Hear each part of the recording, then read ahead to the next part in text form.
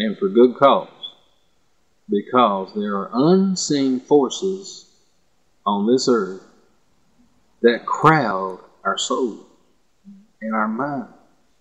And they're dead bent into taking all humanity down the road of rebellion against the celestial, eternal law of Yahweh.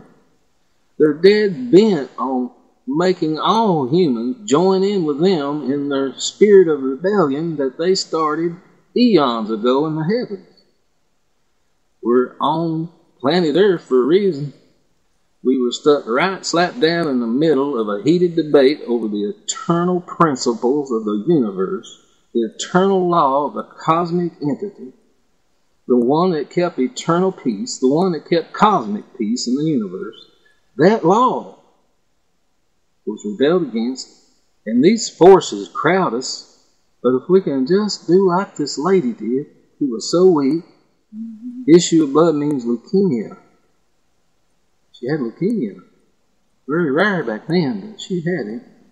She had a case of that, a good one. And she, being weak, it makes you weak. No doubt she was at the point of death. She heard the Savior was coming through her way. And all the crowd that was touching Jesus, brushing shoulders with him, he could barely press through himself into this great crowd. She got down on her knees. She got on her knees. And she pressed her way through the crowd. And she, with faith in the eternal Master of the universe, touched the hem of this fully God, fully man. This eternal Son touched the hem of his garment. And Jesus immediately stopped in his tracks. Well, Lord, what do you mean somebody touched you? There's been hundreds of people touch you in this crowd. Yeah, but Jesus said somebody's really touched me with faith.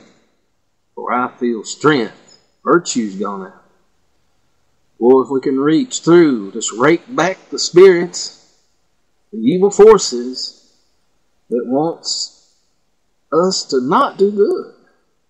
We can just rake those back and do like this old lady and get on her knees, and they'll have to part.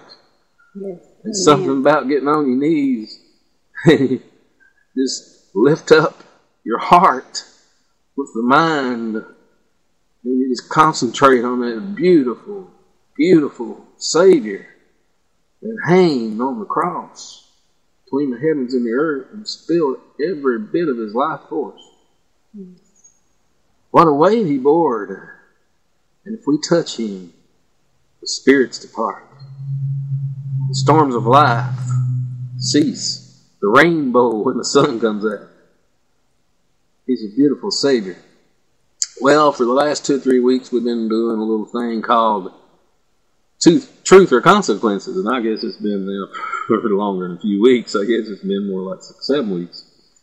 Ever since we started we started out with audio on our Sabbath logs, and you can check out all those at nexo.com, www.Patsy and Teddy's Sabbath log, and that's all one big long word, 2 S's, Patsy, Teddy's Sabbath log, and that log is spelled with a U-E on the end, not just a log that you roll on, L-O-G, but you put your L-O-G-U-E on the end.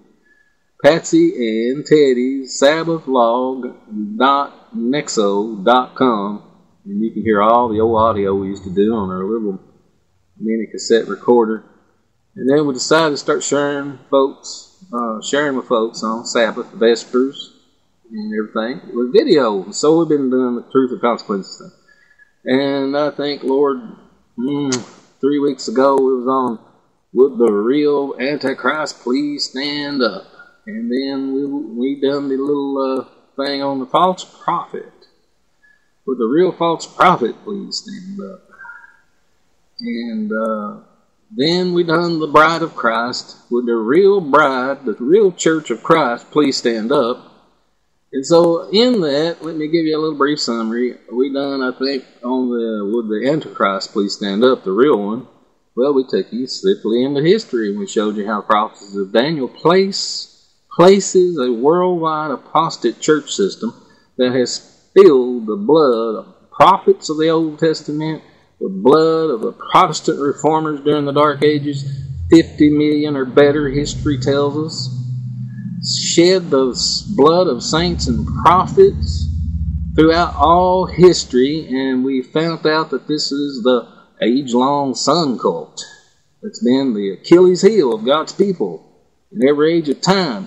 And the reason being for that is, well, when Satan couldn't kill off all the Christians, there was just too many of them, they just kept branching up everywhere. Well, he changed his strategic location, and he wanted to move right in the church and deceive the people with pagan traditions that became part of the church worship system. And so we identified it as the papacy, the only power in all history that's shed that much blood. The only power that can be.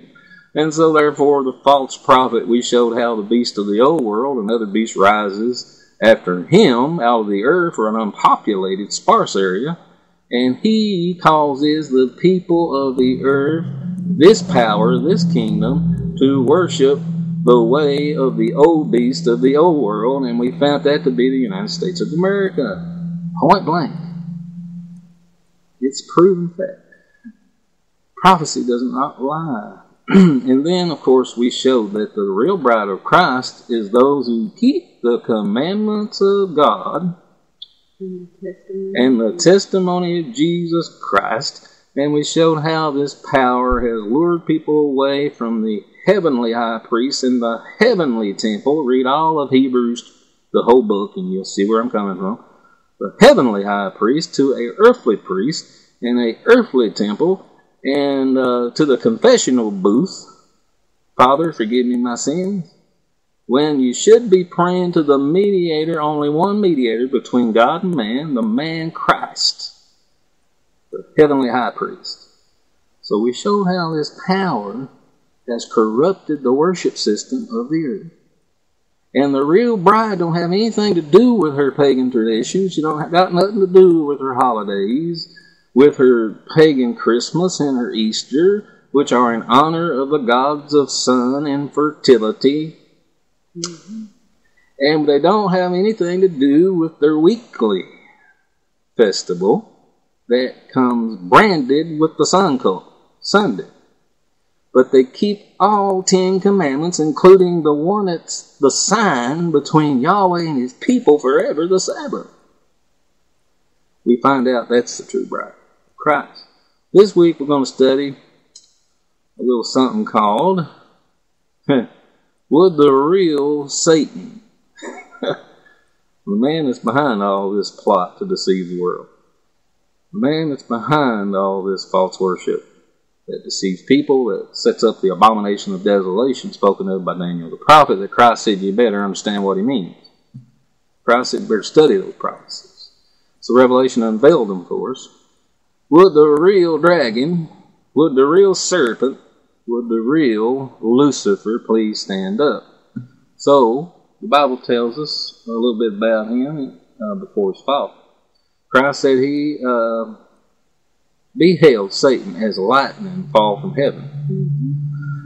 Okay, well, that right there tells you he was a being of light. Because Christ said, my coming will be as the lightning that shineth out of the east, even unto the west. So therefore, he was a being of brightness.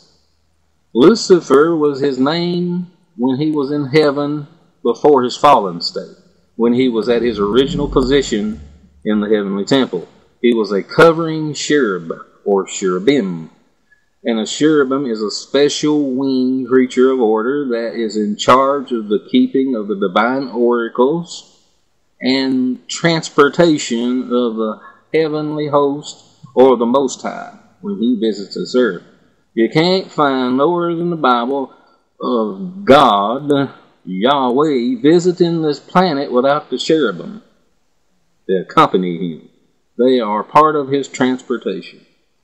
And so therefore we're dealing with a being of light. Now, was he made the devil?